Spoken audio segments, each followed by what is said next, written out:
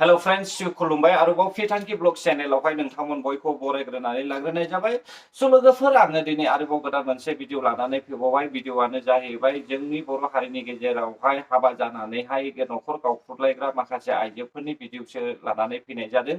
लोगोफोर नोंथांमोना भिडिअखौहाय जोबजासे नायलांब्लानो जाबाय, अब्लानो बुजिगोन।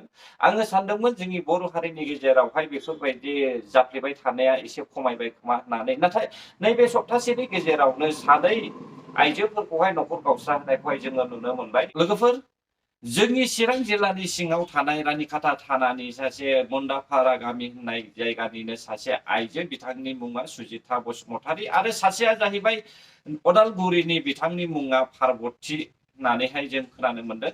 अदालगुरिनिया जाहैबाय सासे गथ' दङ आरो चिरांनिया जाहैबाय गथ' गैया।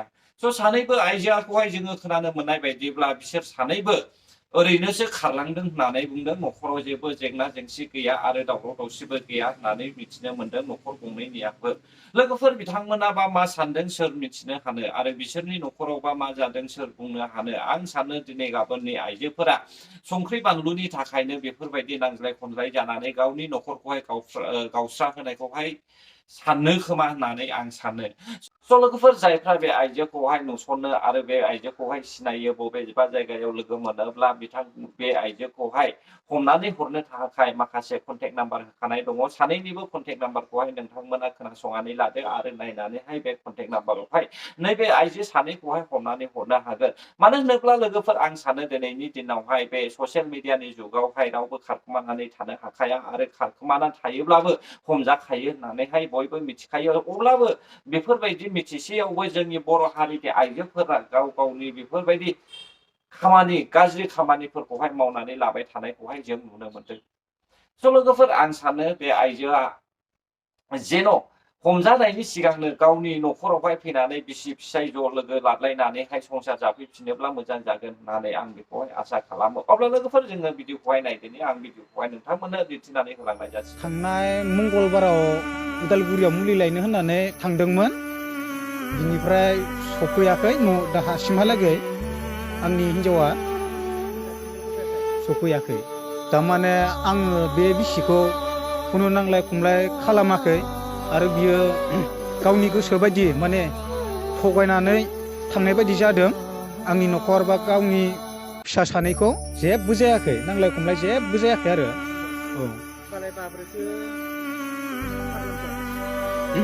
बिनि खारलांनाय जाहोनखौ जेन'बा आं मिथि मोना। बे जेन'बा मुलि लायनो होननानै थांदों, आंहा बिसास दङ। जेन'बा थांदों नालाय थांदों, आंबो नेनानै दङ, फैफिनगोन आसा खालामनानै आं नेनानै दंमोन आरो।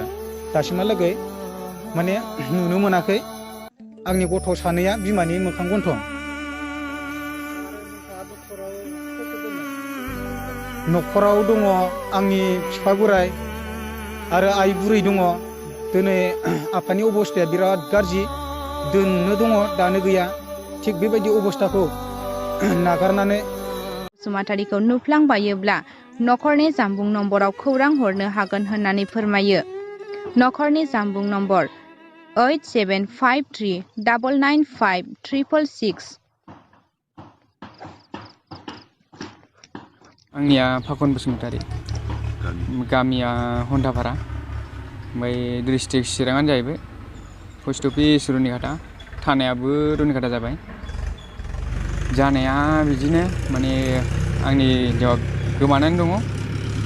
दा बेखौनो बुंनो सानदों आरोखि। थांनाया सप्ता खननैयानो जाबाय। आं फैगौ नेबाय थादोंमोन, बियो दासिमबो नुजाफैयाखै। दा बिमा बिफानो खबर लानोबो बिमा बिफानियाबो फना सुइस अफ जाबाय। बिगुमैनाबो गासिबो अफजोब आरो। दाथ' आं खोनानाय बायदिब्ला बियो बेलेग हौवाजों थांथ'वाखै, दा सासे लोगोजोंनो दङ। बिनि फटकबो दङ, बिसोर सानैजों फटक लालायलायनाय, बिसोरनि लोगोनि न'आव थांलायलायनाय आं मिन्थिनो मोन्दों। फट' खेबनानै बिसोरो हगारलायदों, आं बेखौ नुनो मोन्दों आरो मानसिफोरनि फेसबुकनिफ्राय।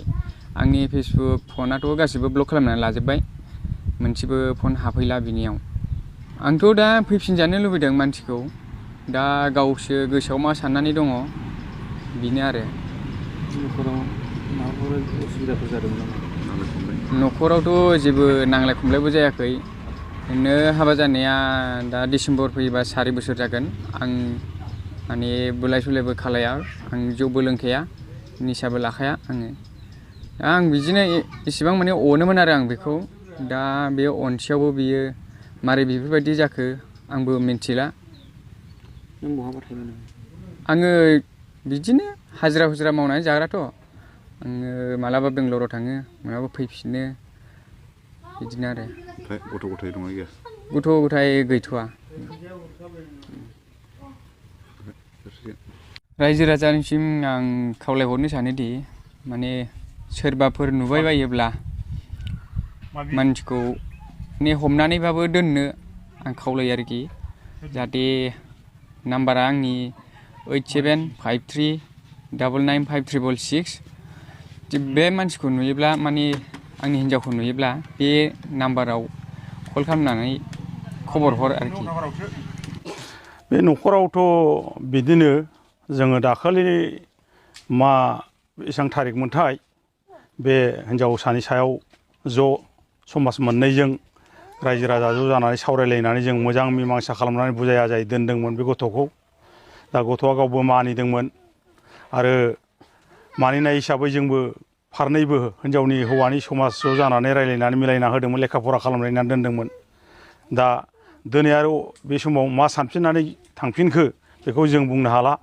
न'खरावथ' बिराद सान्थि, बिफा गैया, बिमा दङ, बिमाया मोजां अनो आरो जाय गावनि फिसाय बेबोथ' जेबो जौ लोङा, जेबो निसा लाया, एखेबारे मोजां धार्मिक मानसि। दा बियो मा साननानै बेबायदि खालामदों जों दुखु मोनदों ओनसोलनि जानानै। आरो बे गथ'आ निजि गावनो फैनानै हाबा जाफैदों, बाहाय खुनु रावनिबो दाय गैया। दायआ थायोब्ला गावनावनो थागोन।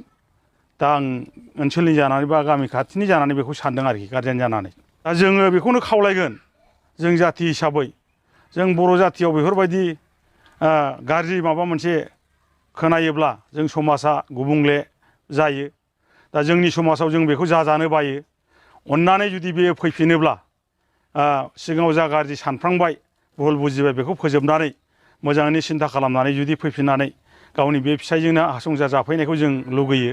मानो होननानै बुङोबा दिनैनि दिनाव बर' समाजाव गोबां माने आइजोफोरनि गेजेराव बेबायदि जों नुफ्लायबाय थायो, खोनाफ्लायबाय थायो। बे जोंनि थाखाय माने जोबोद दुखुनांथाव जाबाय आरोखि। मानो होनबा आइजो समाजाव बियो गाज्रि एखे मोनसे थासारि माबायदि जों मोनबाय आरोखि दा बे जिनिसखौ। दा जों बेखौनो लुगैयो फैफिननानै जाहाथे अननानै जुलिथ' जाखाबाय, संसार जाफैफिनो रुजु रुमाय, बेखौ लुगैयो आरोखि जों।